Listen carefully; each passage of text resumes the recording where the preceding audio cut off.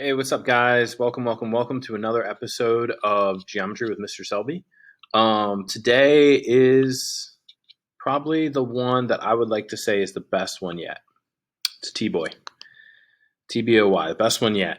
All right, today we're going to be learning about angles and parallel lines.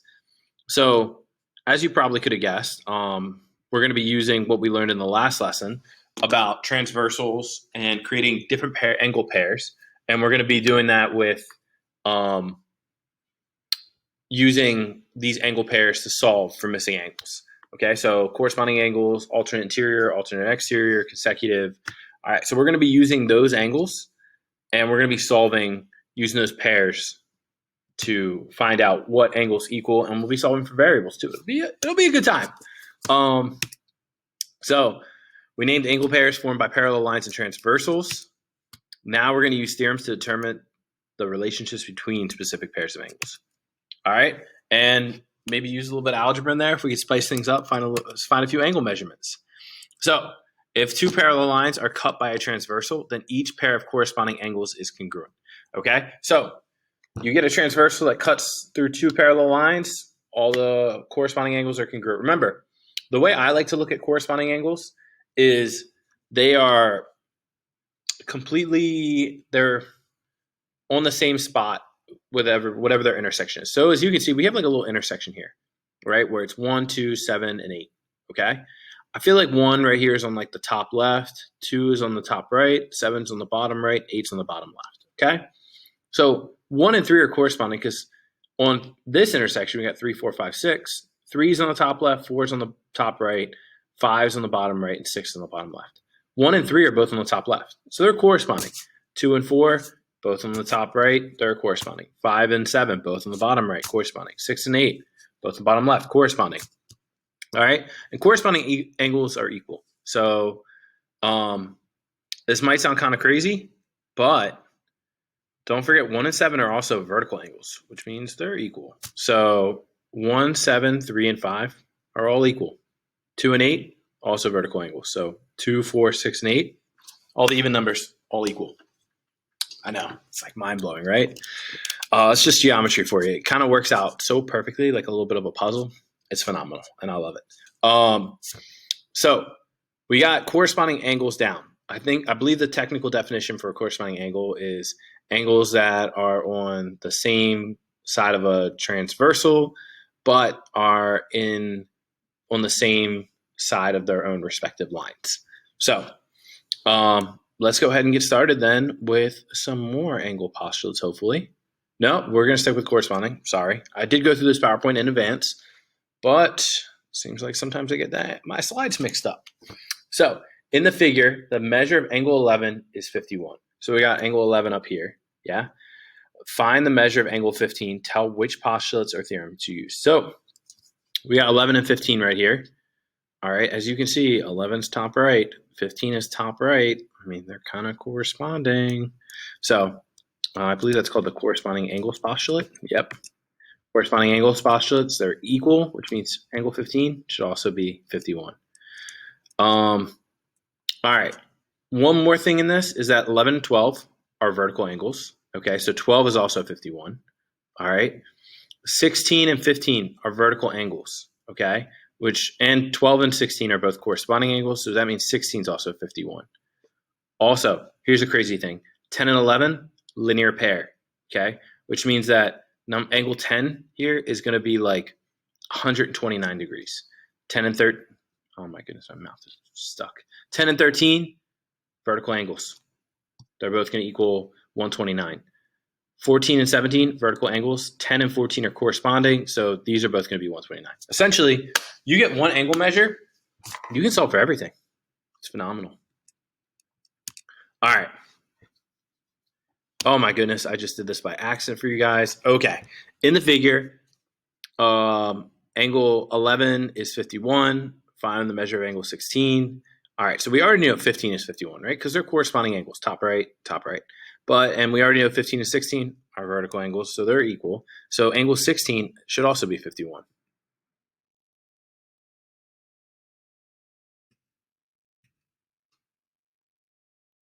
All right. why don't you guys pause the video for a second if you can? All right, I'm going to stop talking for about 5 to 10 seconds. It would be great if you could pause it, maybe work this out on your own, come out with the answer, be right, realize that you learned a lot, and ready to learn more, okay?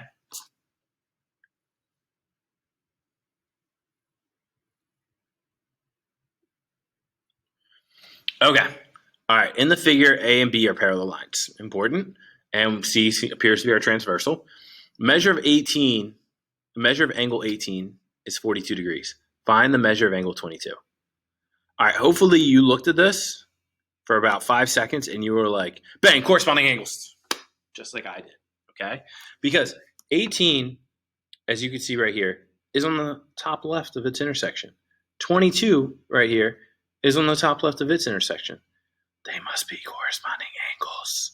They're corresponding. That's code for the same. All right. So they're 42. Just to let you guys know, 21 is also going to be 42. 25, vertical angle with 22, also going to be 42. All right. 19, linear pair with 18, it's going to be 138. All right. You can solve every single one of these angles when you just get the measurement of one. All right. 18 is 25. Or 18 is 42. Measure of angle 18 is 42. Find the measure of angle 25. All right, guys. I'm going to stop talking for about 5 to 10 seconds. Hopefully you can solve this one on your own.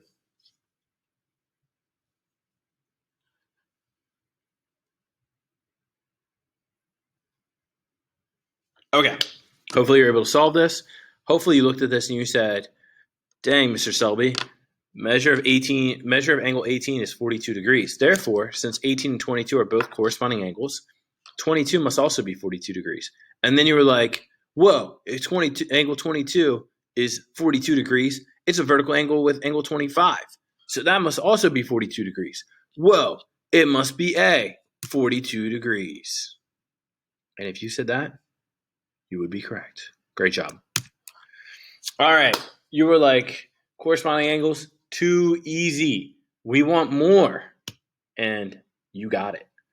Alternate interior angles theorem. If two parallel lines are cut by a transversal, then each pair of alternate interior angles is congruent. Okay? So we got 1 and 3. They alternate, right? They alternate on different sides of the transversal. All right? And they're interior. They're inside of both parallel lines. They're congruent. 2 and 4, also congruent. All right? Consecutive interior angles theorem. If two parallel lines are cut by a transversal, then each pair of consecutive interior angles is supplementary. So 1 and 2, consecutive interior angles. They're both inside of they're both interior angles because they're inside of their parallel lines, and they are on the same side of the transversal. Therefore, they're consecutive interior. They're supplementary. Remember what supplementary means? Add them together, they equal 180. All right? Alternate exterior angles theorem. Okay? So, that's a big 4-word phrase. All right, so if two parallel lines are cut by a transversal, then each pair of alternate exterior angles is congruent. Okay? 5 and 7, alternate sides of the transversal, which is right here, cuts through those two parallel lines, alternate sides, and they're both exterior angles. All right? 5 and 7, 6 and 8, it's the same way. All right? They are equal. So it would be best if you did yourself a quick favor here, copy this down. If I were you, I would pause the screen, copy it down, memorize this, live with it forever, maybe frame it, put it on my wall, and then keep it up on my wall until I hit retirement, and then take it down and give it to my children. That's what I would do if I were you. I mean, I'm just going to throw it out there. It's up to you. You make the choice. I mean, there's clearly one right choice. It might be the one Mr. Selby said, but I mean, life's about choices, right? All right. So hopefully you paused it, managed to get this down. Let's keep going. Alternate interior angles theorem. Given A is parallel to B, T is a transversal of A and B, prove 4 is congruent to 5, alternate interior, 3 and 6. All right. Okay, so this pretty much goes through how using corresponding angles postulate. All right. 2 and 4 would be equal. 2 and 5 would be equal because they're vertical angles. Okay, so therefore, because of transitive property, 4 and 5 would be equal. All right, let's keep going. Floor tiles. The diagram represents the floor tiles in Michelle's house. If the measure of angle 2 equals 125, find the measure of angle 3. What can we do? I love how this is a real world example, okay? Sometimes people are like, when will I ever use this in real life? This is geometry. You never know when you're going to need to redo your floor, okay? And it's super important to be able to measure out those floor tiles, all right? Seriously, floor tiles can be very expensive, and if you don't measure correctly, you're going to waste so many of them, all right? This is important. Pay attention. All right, so first thing you want to do is you want to figure – that went too fast. You want to figure out what the relationship is between 2 and 3, okay? So you can probably saw just now, these are alternate interior angles. So this is a line, this is a line, this is a transversal, okay? So in that case, 2 and 3, alternate interior, okay? They're both on opposite sides of transversal and both interior angles. So alternate interior means that they are equal, so 120, angle 2 might be 125, angle 3 is also going to be 125. Let's just double check, alternate interior angle theorem. 2 is equal to 3, so 3 must be 125, boom. Man, real world example. Uh-oh, now we got to find angle 4. Man, what could this one be? Why don't you guys take a second, think about it, come up with the correct answer.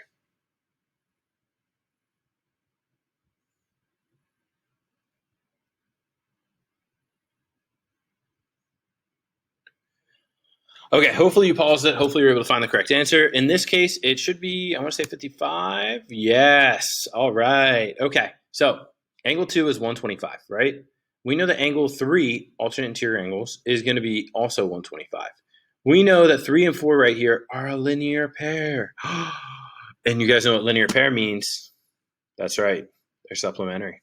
So 125 plus angle 4 is going to equal 180. So you subtract 125 from 180, and that should tell you what angle 4 is. In this case, it's 55. All right. So again, that's important. Never know when you're going to be laying down new floor tiles. All right. Important. People all the time are like, Mr. Selby, when are we going to use this? You're going to use it when you lay down floor tiles. And don't forget it. All right. The measure of angle 5 equals 2x minus 10. The measure of angle 7 equals x plus 15. Find x. Boom! Don't you love it when variables get put in and it becomes algebra again? It's like geometry and algebra mixed. It's fantastic. I love it. Oh, goodness. Yes. All right. Angle 5 and angle 7. Take a quick look. What are they? They look to me like they could be corresponding angles. They're corresponding angles. That probably means they're equal.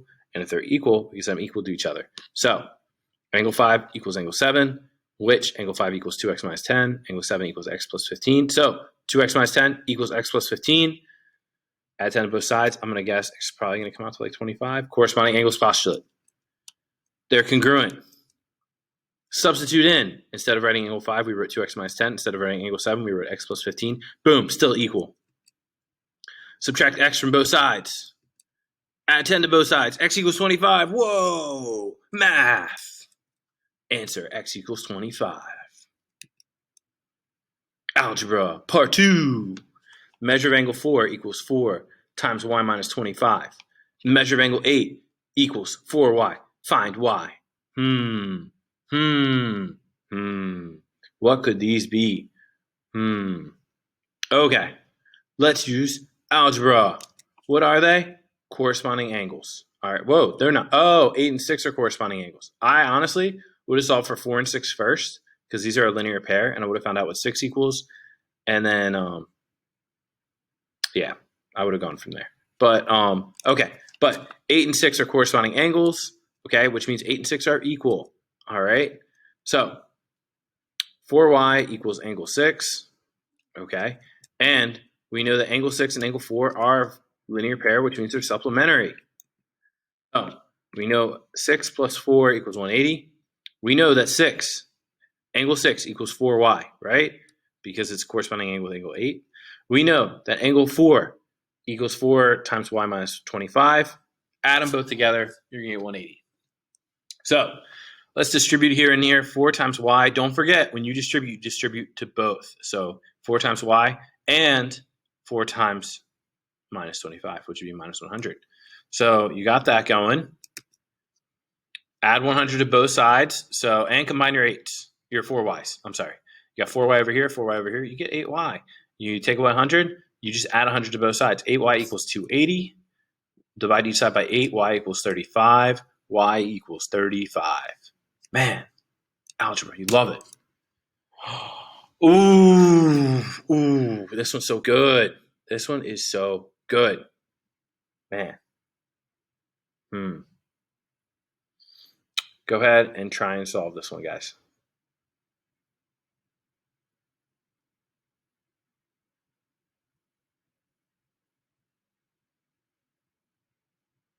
Okay. Hopefully you pause the screen. You're able to solve this one on your own. I'm going to tell you straight up, it is 12. All right. I'm going to go over in a second, but literally the very next one we have is the same thing. All right. Except you're finding y. So what I'm going to do is I'm going to go over how to solve for x first. All right. Let's see. Can I get the right one? Yes. Boom. All right. Angle 1 is given to us. Oh, can I make this smaller? Yes. Let's see. Tile window to the right. And boom. Double time on this. Okay.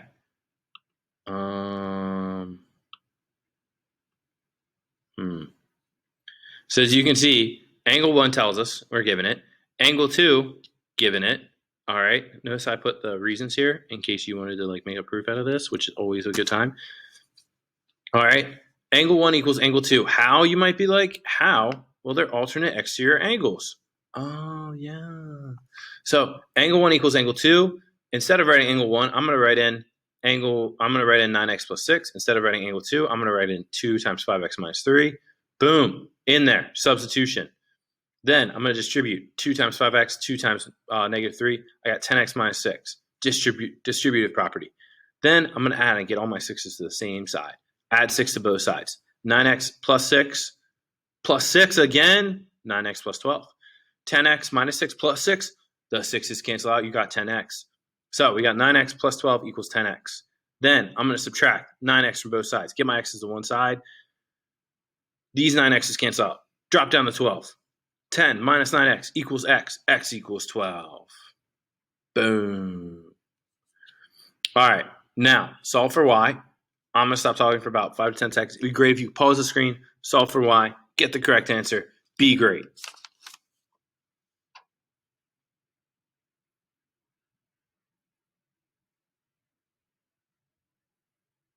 What? Back to math. Okay. All right. Here's what I'm going to do. I'm going to make this big again. Okay. Did that. Very cool. We know it's 12. All right. Now, solve for y. I give you options. You got options. You can pause now if you need to go back through it, get the right answer. Boom. Options. Go.